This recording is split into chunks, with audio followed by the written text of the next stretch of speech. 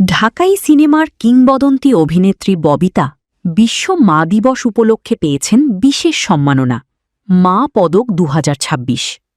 শনিবার রাজধানীর একটি অভিজাত হোটেলে আয়োজিত অনুষ্ঠানে বরেণ্য অভিনেতা আবুল হায়াত তার হাতে এই সম্মাননা তুলে দেন। চলচ্চিত্রে অসামান্য অবদানের পাশাপাশি বাস্তব জীবনে একজন দায়িত্বশীল ও আদর্শ মা হিসেবে একমাত্র সন্তান অনিককে বড় করে তোলার স্বীকৃতিস্বরূপ তাকে এই সম্মাননা দেওয়া হয়।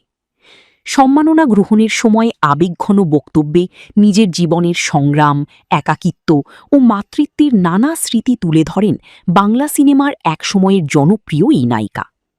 ববিতা বলেন, একটি নারীর পূর্ণতা আসে তার মাতৃত্ব দিয়ে। সন্তান একজন মায়ের জীবনের শ্রেষ্ঠ পুরস্কার।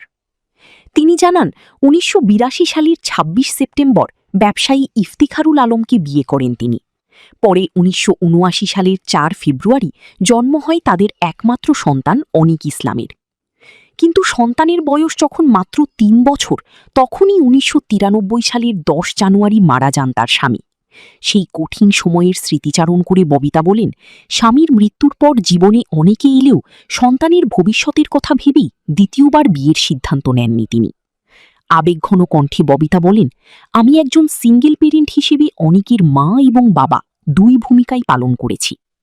তিনি আরও জানান, বর্তমানে তার ছেলে অনিক কানাডার একটি বিশ্বখ্যাত বিশ্ববিদ্যালয় থেকে ইঞ্জিনিয়ারিং সম্পন্ন করেছেন। জীবনের এই পর্যায়ে প্রায়ই কানাডায় গিয়ে ছেলের সঙ্গে সময় কাটান তিনি। ববিতা বলেন, অনিক আমাকে জীবনে চলার পথের আলো দেখিয়েছে। বাকি জীবন আমি আমার সন্তানের ভালোবাসা নিয়েই কাটাতে চাই।